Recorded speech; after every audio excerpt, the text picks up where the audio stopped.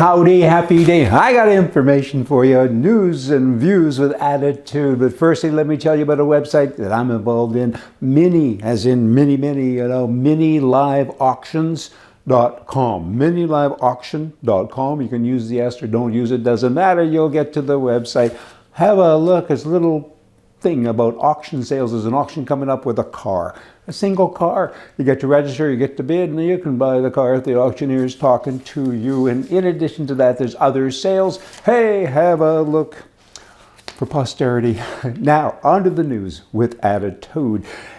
If your neighbor is someone you don't like, and you tell people bad things about him, you make it up as you go, and then another neighbor gets a little more creative and says that he's an axe murderer, and another one says, yes, I saw him at the store and he bought an axe, and another one says he's a child molester, and goes on, but there's never any evidence. Finally, one day, it is proven, beyond a doubt, that there was no evidence. What do you do about your neighbor? Do you go up and say, I'm sorry, I don't like him, you say. You don't have to like him, but you got to understand that the reasons, main reasons, why you don't like them is because of all the gossip. Okay? Are you with me? Are you following all this? I'm going somewhere with this.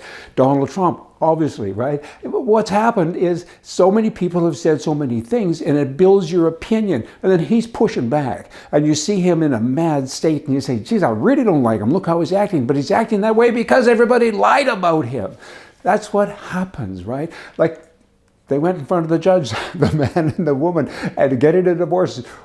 He said, why are you getting a divorce? Because he drinks too much. Well, why do you drink, sir? Because she nags. Why do you nag? Because he drinks. That one goes on, okay? So when you get through all of that, you then kind of have to say, I'm sorry, right? I'm sorry. You're actually a nice guy, or could be. I've only seen your bad side because you've always been defending yourself. So now let's talk about Trump as a president in the past. Okay? He was remarkable. He stunned the world when he defeated Hillary Clinton. He truly did. People thought it couldn't happen, and it did. In December 2017, Trump was president. He passed the Tax Cuts and Jobs Act, and he cut $1.5 trillion in taxes over the next 10 years. That's about $150 billion with a B dollars a year. These are his accomplishments, and I think we need to look at that. Our neighbor now, the one we used to call names, we found out that he does good things. He did good things, and we called him names, right? He created several million jobs, many million jobs, close to 7 million jobs, just in one sector, right? And millions of other jobs. I mean, this guy was incredible. It's an undeniable fact that he witnessed, growth in wages and household income because of his actions. That's undeniable because it's there. It's black and white. Donald Trump immediately, he said, I'm going to scrap all of the deals that are damaging to our economy, to the American economy. And so he did that. I mean, he went out and said, I want to deal with everybody one-on-one, China and everyone else. I don't want any more committees. I'm a deal guy. And he did deals. He even sold coal to the Ukraine. Then they didn't have to buy from Russia anymore. And they were being squeezed by Russia all of the time. So he did that also.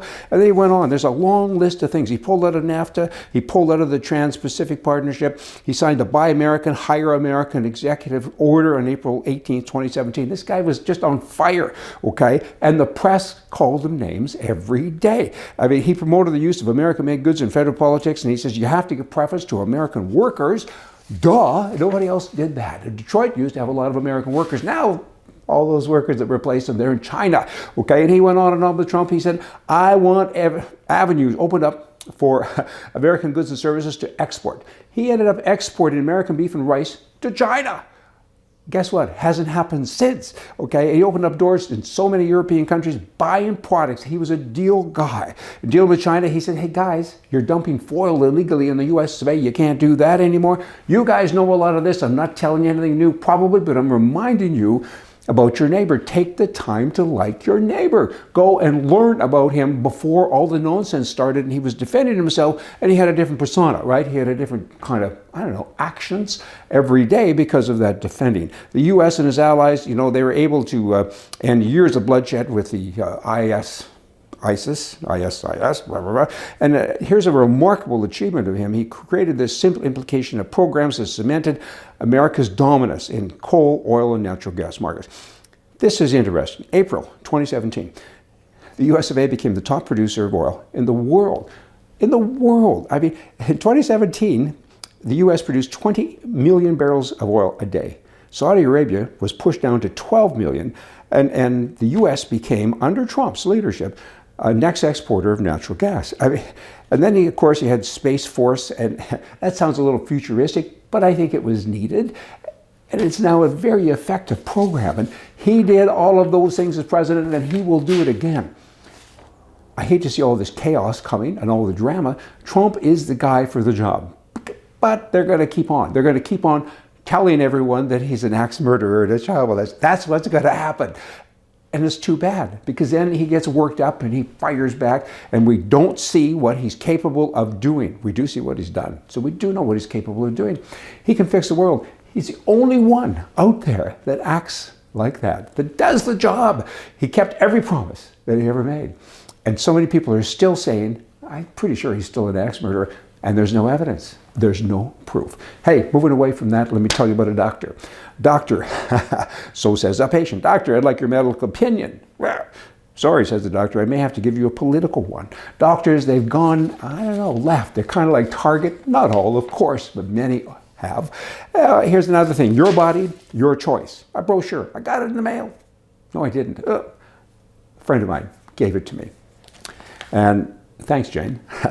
Your body, your choice. The legal right to refuse vaccines and other medical treatments. Duh.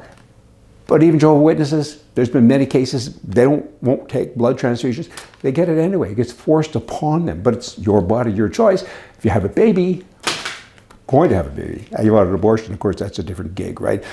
Okay, I can't pronounce Anheuser-Busch, you know, their market has collapsed by a massive $30 billion since this partnership with this transgender activist. That's great. That makes me happy. People, it's finally working, a little bit of people power.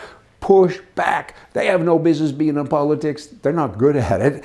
Make beer. Do what you support your stockholders and support your customers. Instead, they say, hey, let's all be transgender now, because that's really what it is. It's kind of a conversion plan. You know all of that. Hey, y'all come back. See, I got more, but I'm going to save it for another day.